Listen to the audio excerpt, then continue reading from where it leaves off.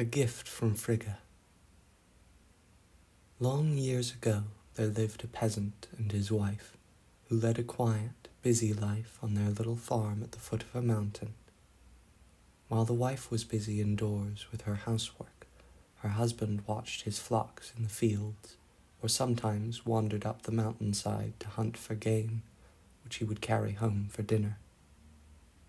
One day he had strayed farther than usual, and found himself on the top of the mountain, where the ground was covered with ice and snow. All at once he came upon a high-arched doorway, opening into a great glacier, and he passed through to see whither it might lead.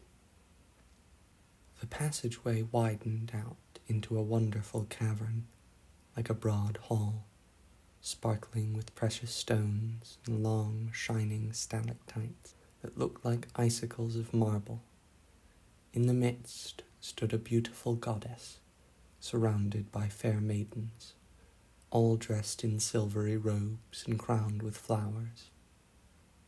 The shepherd was so overcome by the wonder of this sight that he sank upon his knees.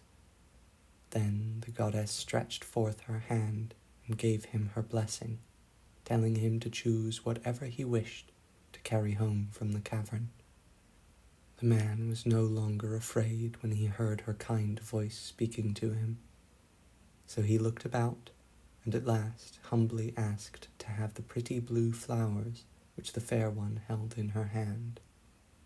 The lovely goddess Frigga, or Holda as the German people called her, smiled kindly and told the poor shepherd he had made a wise choice. She gave him her bunch of blue flowers with a measure of seed, saying to him, "You will live and be prosperous so long as the flowers do not fade."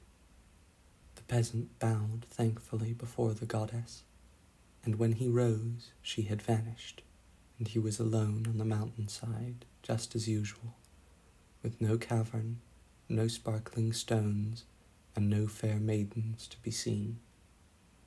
If it had not been for the pretty blue flowers and the measure of seed in his hand, he would have thought it all a dream.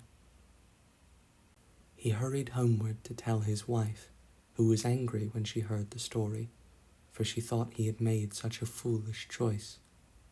"How much better it would have been," she said, "if you had brought home some of those precious stones you tell about, which are worth money, instead of these good-for-nothing flowers."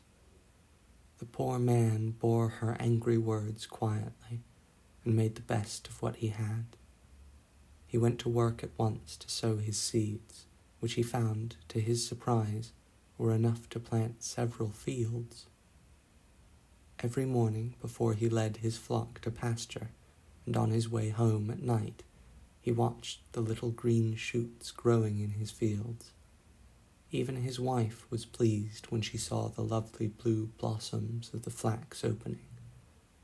Then, after they had withered and fallen, the seed formed. Sometimes it seemed to the good man, as he stood in the twilight looking over his field, that he saw a misty form, like the beautiful goddess, stretching out her hands over the field of flax to give it her blessing. When at length the seeds had ripened, Frigga came again to show the peasant how to gather his harvest of flax, and to teach his wife to spin and weave it into fine linen, which she bleached in the sun. The people came from far and near to buy the linen, and the peasant and his wife found themselves busy and happy, with money enough and to spare.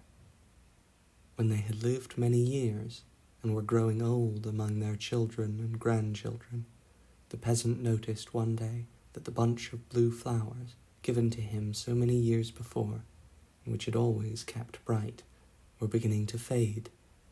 Then he knew he had not much longer to stay. He climbed slowly up the mountainside, and found the door of the cavern open. A second time he went in, and the kind goddess Frigga took the peasant by the hand and led him away to stay with her, where she always took care of him. Frigga was the queen of the gods, and she helped her husband Odin govern the world. It was her part to look after the children and help the mothers take care of their families.